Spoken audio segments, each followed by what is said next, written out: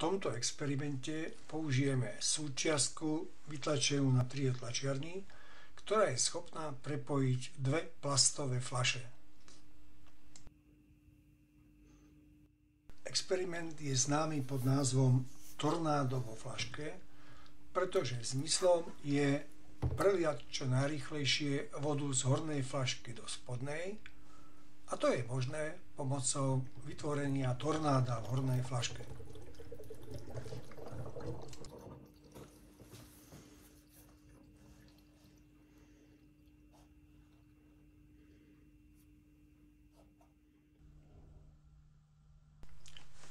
My sa v tejto ukážke budeme ovšem zaoberať niečím iným.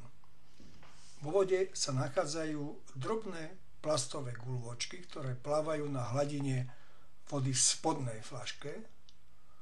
Ich hustota je menšia ako hustota vody. Po vytvorení tornáda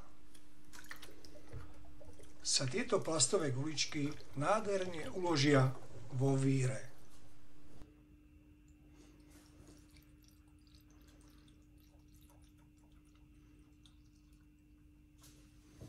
Už nám ostáva iba otázka k experimentu.